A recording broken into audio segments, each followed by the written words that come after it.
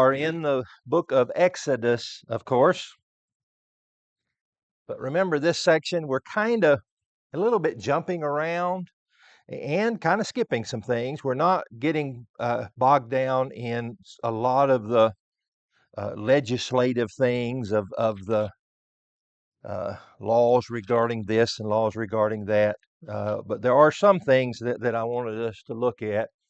By way of reminder, remember, our journey started in Goshen. That's where the children of Israel were leaving.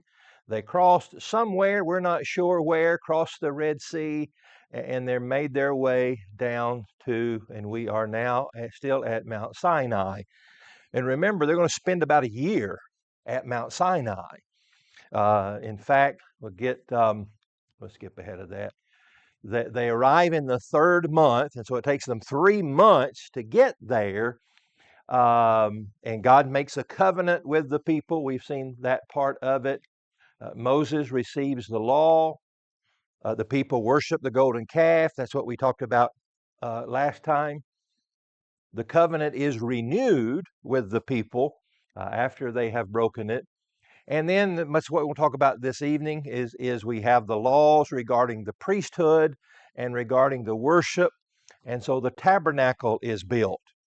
And we're going to talk about the tabernacle and the elements within that tabernacle. This is going to be center and crucial to their relationship to God. It's going to be their place of worship. Now, the difficulty with having a place of worship is with nomadic people is that it's going to have to be a mobile place of worship. And it's just staggering to think about what all was involved in the first initial building of it, and then the setting it up and taking it down. If you've ever gone camping and used a camper or a tent, you can kind of relate, but this is that to the 10th degree of the details involved with that. And now the priesthood, the worship, again, that's the purpose of the tabernacle. The priesthood and the worship is set up, and they observe the Passover while they're here. And there's our mark. That's how we know it's been a year. Because remember, the Passover started while they were still in Egypt with the 10th plague. And so now they're observing the Passover in the 1 year anniversary, and they'll do that throughout their history every year. And we'll talk about those time permitting. And so a lot is going on. And remember, now we spent a year at Mount Sinai. So let's talk about the tabernacle. Um, you've got a picture of the tabernacle there, or a drawing of the tabernacle, not a picture. Um, and so let's talk just a little bit about it and the setup. This is the way it would have looked. This is the entrance way. Wherever they were setting it up, that entrance would always face the east. Some see an attachment maybe to the Garden of Eden. I don't know about that, but it's possible that the kind of is constructed in the same um, geographic direction, if you will, of the entrance to the Garden of Eden. But anyway, be all of this, the outer courtyard fencing, for lack of a better way of saying it, would have been taken down and put up. Same way with the tabernacle. All of these pieces of furniture and worship that was there would have been involved in that as well. Now, as you know, a lot of this is just rehearsal stuff for you. But as you know, that later in their history, this is going to be replaced by a permanent structure of the temple by Solomon. And it's going to follow much of the same layout. We're going to talk about the dimensions. The dimensions of Solomon's temple are twice as big as the dimensions of the tabernacle. And so you can just double it, transfer. Basically, it's just a identical layout of the tabernacle, but twice its size. Here's a little bit more about the tent, and you can get really involved, and we could really spend a lot of time, basically a whole class, just reading about the drapes, the curtains, the cover of this. It had, as you can see, a more permanent looking skeleton to it, but then covered over with this tent-like structure, multiple layers of different types of garments covering over it. And so here's kind of a cross section of that. Here's the bird's eye view, and you've got that in this handout as well. And so we would have had this outer courtyard. That was that kind of that fencing looking that we saw out there. This is where the children of Israel, as long as you had been clean, ceremonially cleansed, you could come inside the courtyard section here. Oh, let back up a little bit and talk about the layout of this. As I said, it always was oriented the same way, this toward the east, and the tribes you would be camped around based upon your tribe. And so there's 4 sides to this structure, including the courtyard. And so you'd have 3 tribes on each side. 3 times 4 would add up to the 12. And so the tribes would be stationed, and you had a particular space. If you're tribe of Asher, you're always in the same place every time surrounding the tabernacle when it was set up. Max? Impressed me reading through all these details, so much colored thread and so much this and so much that and all. God was particular. He wanted Yes. his way. So where do people nowadays, oh well, I think we'll be fine doing it this way, or we can do it this way. It feels right to me.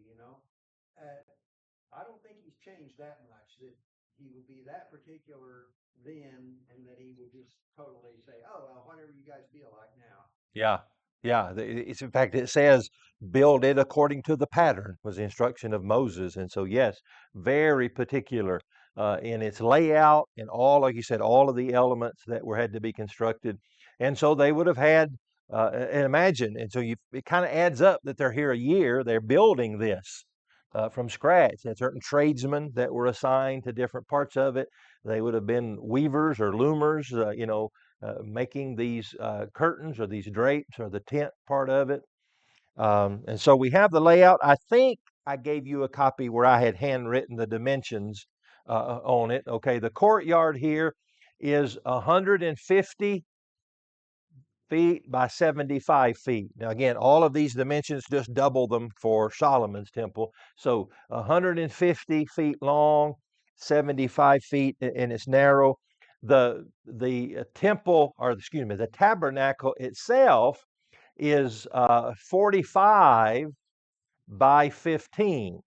And remember that, as you remember, it's broken down into 2 rooms, basically. The holy place is 30 by 15.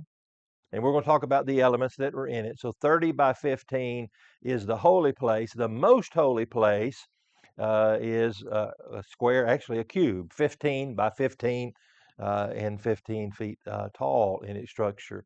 And so here's the layout of that, again, from its bird's eye view. We'll talk about these elements, but let's look at the layout of the elements, and then we'll back up and talk about what each element does and signifies. In the most holy place is the Ark of the Covenant, and there are 3 things. Well, I'm getting ahead of myself. I said we talk about that later. The Ark of the Covenant is here behind this veil. There's the veil that separates the holy place from the most holy place where the Ark of the Covenant is. We have the altar of incense that would have sat in front of this veil in the holy place. We have here, they call it the menorah, the lampstand. A lot of the older translations will say candlestick, and that's a little bit deceiving. It wasn't candles, it was oil in it. So the lampstand or the menorah, the table of showbread set opposite it. Outside, and then been another veil here, as we saw in that picture earlier. Outside was the laver and the altar of burnt offerings. And then another entrance gate here, and that's the one we talked about that would have always faced the east. So there's kind of the layout of the tabernacle, the courtyard, and all of the elements that were in it. And so let's break it down and look at each particular piece of furniture, for lack of a better way of saying it, that was in there. Y'all are fortunate. I was able to find actual photographs of the kind of what it looks like, but obviously not. The first one is the Ark of the Covenant. Remember, the Ark of the Covenant was in the most holy place. It's made of acacia wood overlaid with gold. Get used to hearing the word gold. There's a lot of gold in this worship structure. It's about 3 foot 9 inches long, about 2 foot 3 inches wide, and about 2 foot 3 inches tall. And so you get some kind of idea there. 2 by 2 by almost 4. And so not really that big of an object. It was carried by 2 staves. Remember, they're forbidden from touching this. And so they would carry it by these staves that were placed through these golden rings at the feet of the ark. Inside the ark were 3 items. Can you remember what they are? Okay, the golden pot of manna. And remember, what's interesting about that is that manna would spoil in a day's time when they were originally harvesting it. But now this pot of manna is in this Ark of the Covenant, and we're assuming it's not spoiled or molded in that. So we've got the golden pot of manna. Okay, the tablets of the Ten Commandments and other parts of it. And we're never really told, as far as I know, the size of those tablets, but you got to kind of get a understanding of the size of them from this. We know the dimensions of the ark. And by the way, that's what the word ark means. It's just a container or a box. From my memory, there's 3 arks in the Bible. There's the Ark of Bulrushes that Moses was hidden in as a baby. There's Noah's Ark. I said I should have done that one first if doing in order. Noah's Ark, and now the Ark of the Covenant. And they're all 3 the same thing. They're just basically a box or a container that was there. And then the third item, golden pot of manna, the tables of the covenants, and Aaron's rod that budded. Remember that signified to the people that he was to be Moses and God's spokesman. On top of this, we have the 2 cherubim, golden cherubim. In fact, this was a slab of pure gold. It would be the lid of this. And then these 2 cherubim of gold with wings that overspread, one each facing the other. And this is referred to as the mercy seat. And I think I've said this before, not seat in the sense of where something sits, but think of like the county seat. We have a county seat, and that's where the government resides. And so the mercy seat would be this is where God's mercy resides. That's where you would go, just like you go to the county seat to do government business, you would go to the mercy seat to receive mercy from God. So that's the idea of that. The next piece that we'll talk about is the table of showbread. Again, made of acacia wood, overlaid with gold, with a crown of gold around the top. It's about 3 feet long, about 18 inches wide, and about 2 foot 3 inches tall. And so again, a smaller like table. It too was carried by 2 staves through the golden rings at the feet. And the dishes and the utensils on top of it was made with pure gold. And so here we have the table of showbread, and this is in the holy place. And then we have the lampstand or the menorah. It's made of pure gold in one piece, has 6 branches, 3 on each side, and then had these cups full of oil. There are a total of 7 lampstands on the candlestick. And it was used, they would put olive oil in it, and it was to burn continuously. And so there would always be a flame of this candlestick. Then we have the altar of burnt offering.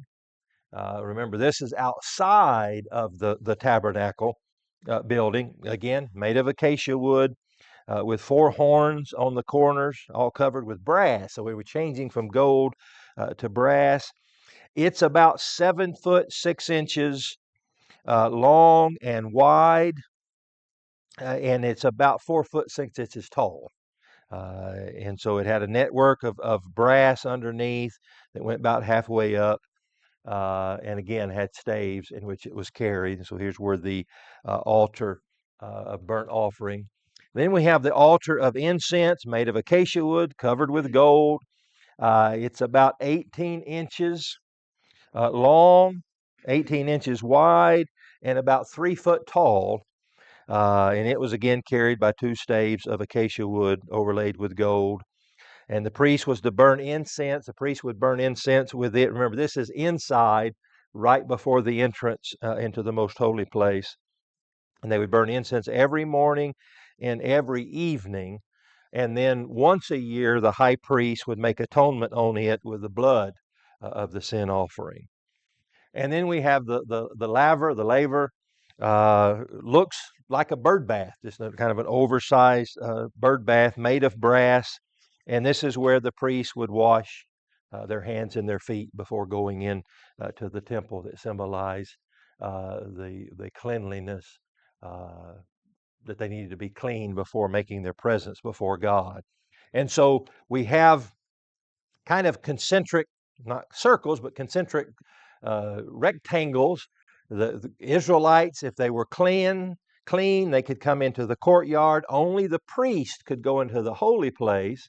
And then, as you know, the most holy place where the Ark of the Covenant was, only the high priest could go into it, and only once a year to make atonement for the people. And he would pass through that veil. Legend, Scripture doesn't tell this. Well, Scripture tells us that the high priest had to be careful. If he offended God or did something improperly, he would die in there. Legend tells us, again, Scripture doesn't tell us this, that it came to be the practice that the high priest, they would tie a rope around his ankle when he would go in. So presumably, if they heard him anger God and heard a thud, didn't want to go. They couldn't go in and retrieve him, so they would just pull his body out. Again, Scripture doesn't tell us that, but legend and some historians tell us that would have been in the practice. That wouldn't have been too reassuring of a practice, would it?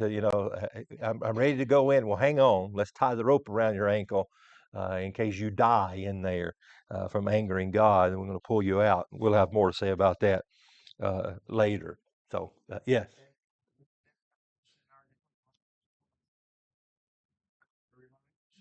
Yeah, yeah. Instead of a string around your finger, a rope around your ankle. Remember not to anger God, to do what you're supposed to do. Yeah, yeah. That probably be a pretty good reminder that you needed to be careful in your practices.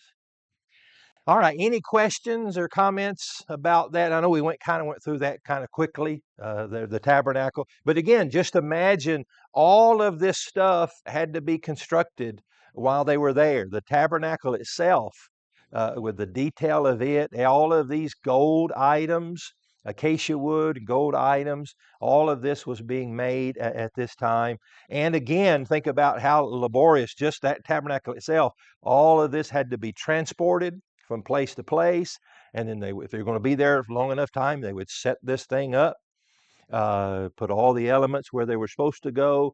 And then when it was time to leave, break it down, pack it up, move it to the next place, set it back up. And so for 40 years, they're going to be doing this. Once they get into the land, it'll become more of a permanent setup. But for 40 years, this thing has been set up, taken down, set up, taken down. So, Dan? Was with the heathen nation. What did they do then? We're not told. Yeah, and even uh, when we get to the New Testament and it's gone, we're not really told what. We assume, and that's all we can do, is that they maybe still went through the process, but I don't know uh, exactly what they would have done when it was out of their hands, and at times it had been captured by the Philistines and others throughout their history. So. All right. So let's talk about the sacrifices. We've built the tabernacle. We've built all of the elements that are contained within it. And again, you have those in your notes. Now, let's look at the sacrifices that would have been offered there. And you've got a big chart. We're not going to go through all of this here of the Levitical offerings, but we have first the burnt offerings. This was to propitiate for their sins in general. This is probably the offering, if we think about Old Testament sacrifices, Old Testament offerings, this is probably the one that comes to the forefront of our mind. Some of these other ones, we might go, oh, I'd even forgot they did that one. But this is the primary one that we're um, more familiar with. It was according to their wealth. You had enough money, you'd have a bull, and then maybe just a sheep or a goat, and then down to even just pigeons or turtle doves if you could not afford the other. The entire thing was burnt. That's where we get the name, the burnt offerings, except for the skin, and the priest would give them the skin to eat. Then we have the grain offering. The grain offering often accompanied the burnt offerings, and it was kind of an homage or a thanksgiving offering to God. And there were three types. You had just the fine flour, you'd have the cakes made of the flour, and then sometimes just the grain itself. And so that may have been based upon what time it was being offered.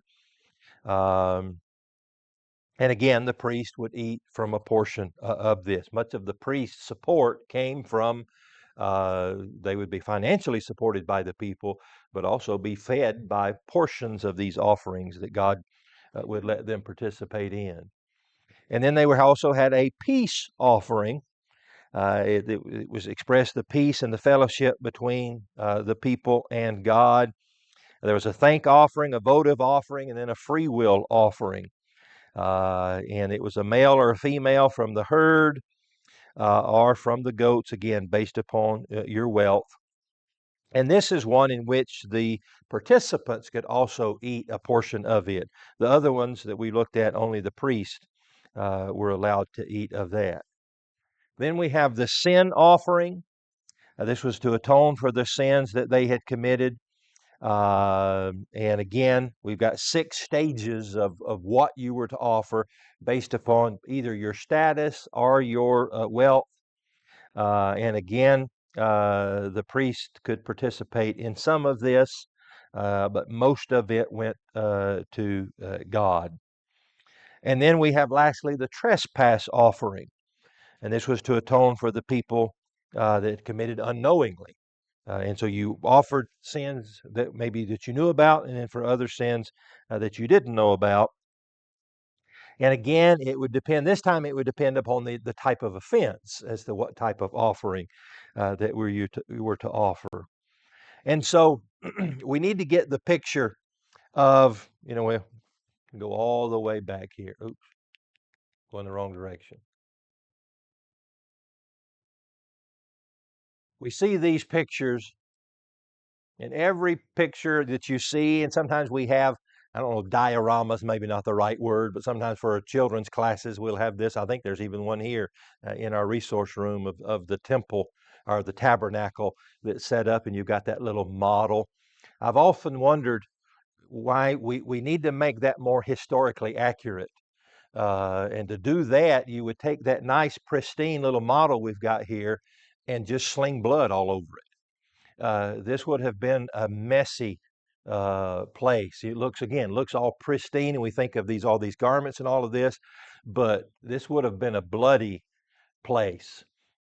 In fact, I've always wanted somebody that either has more time on their hand or is more mathematically inclined than me to go through the Old Testament and estimate how many gallons of blood would have been shed. Just start with at Mount Sinai. We're not going to count Abraham's offerings and Noah's offerings, all that. We'll just start with the Old Covenant offerings. We noticed 5. Well, 4 of those. One was the grain offering, not any blood involved with that, if you did it right. We have 4 of those would have been bloody offerings that were offered over and over again. Sometimes we're going to talk about the feast days, the Day of Atonement, when the one lamb was offered. But that was the extraordinary offering. These were all constantly being offered. And to be able to estimate, how many gallons of blood in Israel's history had to be shed because of their sins. And we get to Hebrews and we find out that even the volume of that wasn't enough to wash away their sins. So again, this would have been a bloody place. This here, again, see that beautiful brass thing, wood covered with brass? This place is going to be covered with blood all around the bottom of it. The priests themselves would have been bloody. The people, sometimes the people had to offer these offerings. And so just get the picture of the volume of animals, the volume of blood that's being shed at this place. Max and then Adam. Such a good segue to get there. I've always heard that the Kidron Brook in Jerusalem, running off of the territory where the temple was, that was basically a drainage ditch for all the blood that was of all the sacrifices. That you think that's feasible? Yeah, yeah. There had to been some kind of basically an open sewer type for this blood to run through once they were set up permanently in the temple. So, and even as the tabernacle when it was set up in a permanent location, yeah, it would have been again, especially to city folk, would have been a kind of a disgusting kind of procedure in place to be dealing with, and the smell, the insects. It would have been quite the messy scene. We see these pristine pictures and even the models of the tabernacle, and it doesn't really do it justice of what it would have looked like in practice. Adam? This three part. Imagine the stink of this place, like the butchering of animals. If anybody's ever been around that, that is not a pleasant smell. And the parts that are to be burned, even you get whatever meat you're cooking now, you burn the Yeah. fatty parts, you get to turn it quick enough or whatever. That's not a pleasant smell. And that's what being burnt with God. That's another example as we're talking about just what is kind of repulsive to us and what God is wanting done with his part how is another one of those that who cares what we want, what we think is nice, what we think is appealing. God says he wants this this way. That's what we give him. It's no argument because if we were trying to offer the best parts, of course the fatty portions would have been harder to come by on their animals lifestyle back then compared to our feedlot beef today, but Yeah. still, it's not necessarily in my choice of meat. That's not what I would think was the best part, but it's what God says he wants. Yeah. It doesn't matter what we think, how we categorize anything. It's what God says, regardless of what. And maybe the imagery that they were to see and we're to see is sin's ugly. This is intended to be ugly and a kind of almost disgusting in the way the price of this. So there's so many imageries and things that we can see and so many foreshadowings of this. We talked about the blood being shed, the lamb being shed, but a couple imageries that I think about that particularly some of these of like the Day of Atonement and other places where the offerings were done is that these animals, many of them were born just so they could die. That was their only purpose. Is this spotless lamb was born just so it could be offered and die. Well, we get to the New Testament. That's the purpose of Jesus. Jesus was just born just so he could die. Now he did some great teaching. He left an example in his short time here on earth. But the sole purpose for his birth was so that he could be sacrificed and die. So we see that imagery. Another connection, a foreshadowing of imagery, and I think I've talked about this before, that if these animals could talk. Put them in a Disney or Universal movie here, and these animals could talk. And as you or the priest put the knife to their throat, they could look up at you and say, "What are you killing me for? You're the one that sinned. I'm innocent. Not one of these animals ever committed a sin, but they had to die for the sins of someone else. And if they could think and rationalize and talk, they'd turn on you and say, you feel good about this? You committed the sin and I'm paying the price. My blood's being shed. You're the one that sinned. You should be the one." And so you can see Jesus could have asked the same question, couldn't he? Why am I? Yeah, in some sense, it's an honor, maybe dying for God. Yeah, yeah. So a lot of imagery that we can see there. All right, let's get caught back up. We talked about the offerings. Let's talk about the annual feast, and then you've got that chart as well. Um, there are 7 annual feast. 3 of those, and you have asterisks on those. 3 would later require uh, males of a certain age to make the sojourn to Jerusalem on those feast days. And so let's go through these again fairly quickly. We have the Passover feast. We've talked about that one. That was the first feast initiated of the people. It was initiated before they actually even left Egypt, and is being observed here at the base of Mount Sinai. On my little chart, I kind of draw a bracket here attaching the first 3. It seems that they are distinct feasts, but if you look at the dates of them, they all correspond. They're all connected by the calendar and by other observances. We have the Feast of the Passover and then the Feast of the Unleavened Bread. And again, sometimes we lump those together, but they seem to be distinct feasts. This would have been a 7-day feast in which leaven was to be removed from the houses, and they were to partake only of unleavened bread. And then we have the Feast of the First Fruits that was associated with this. This is kind of at the beginning of their sowing season, or at the beginning of the harvest, and they were to bring the first of those crops and offer that, wave it, and offer it before God, as kind of symbolizing that all of it belonged to God. And a lot of this imagery we're going to see, we don't have time to go through all of this in the New Testament about the first fruits of God's creatures. Then we have the Feast of Weeks. It's on this chart. We know it most commonly as the Pentecost, because that's the New Testament term in Acts chapter 2. It happened 50 days after the Feast of the First Fruits, or the Passover. And it would also have been about 50 days after the barley harvest. And so sometimes it's called the Harvest Festival, the Feast of Weeks, the Feast of Pentecost. And Pentecost is just a Greek word for 50. And so that's where that term comes from. We have the Feast of Trumpets. This is the modern day term for this is Rosh Hashanah. You may hear that sometime from your Jewish friends or maybe on television. Rosh Hashanah. This would have been in the 7th month. The Jews had 2 different calendars, had a religious calendar and a civil calendar, later on at least.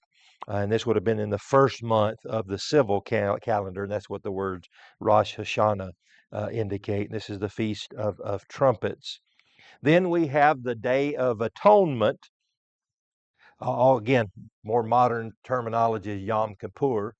But the Day of Atonement is that day that we talked about. This is the day that the high priest would go into the most holy place. Remember, 2 lambs, either from a sheep or a goat, would be brought.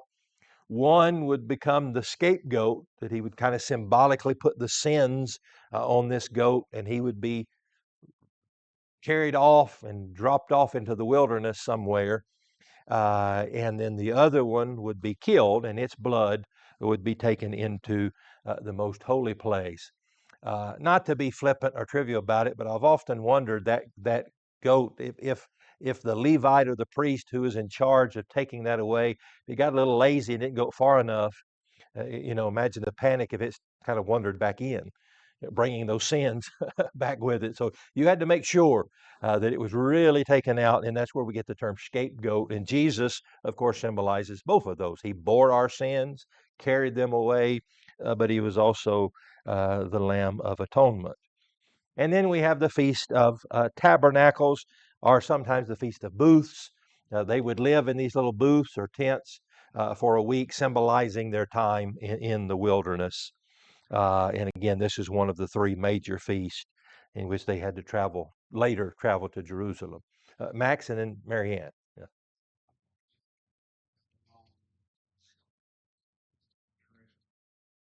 I come to once upon a time in somebody thought that whether it was scriptural or not, but that there was an exception that came into play later on, that if you lived over 70 days away or whatever, you didn't have to make it to every.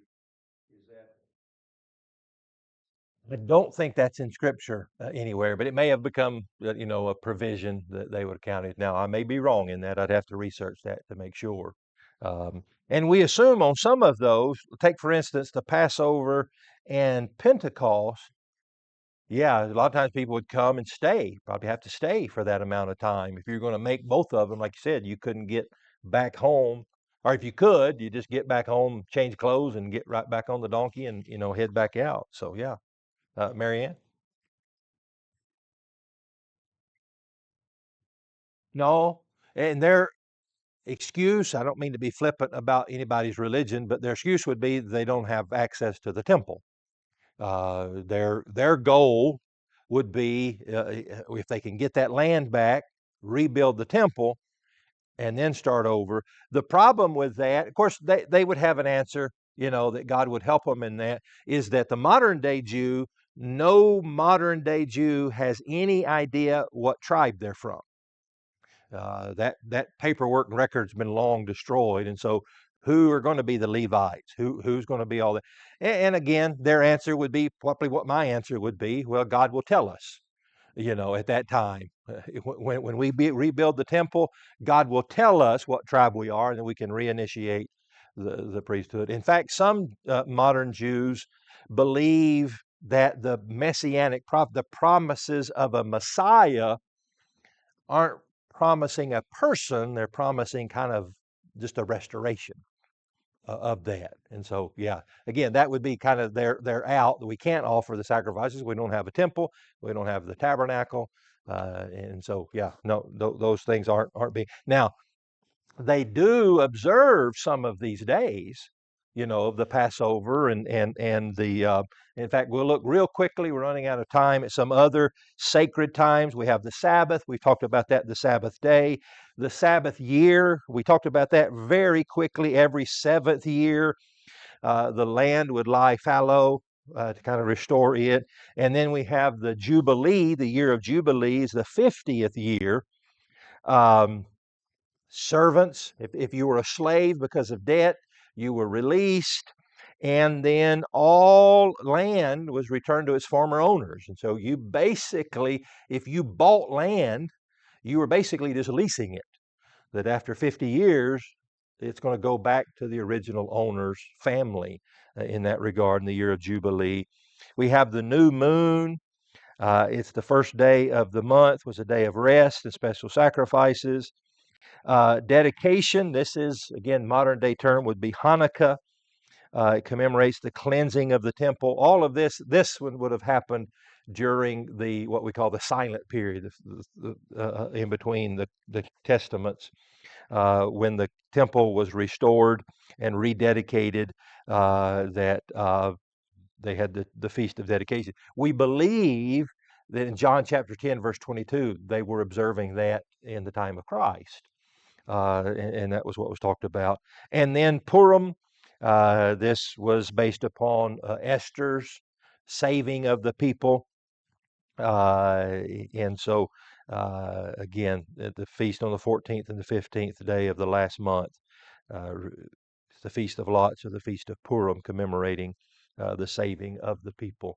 And so many of these are being observed by modern day Jews. The Sabbath, they'll observe the Sabbath. Observant Jews will observe the Sabbath. They'll observe Hanukkah, Purim, the Passover, those different things. And so they incorporate some of those, as they would say, the ones that they can, basically. So, all right. So that gets us kind of through the list of the sacrifices, the tabernacle, all of those things that are involved with that. And we'll pick up in the story, kind of getting back to the narrative of their journey next time.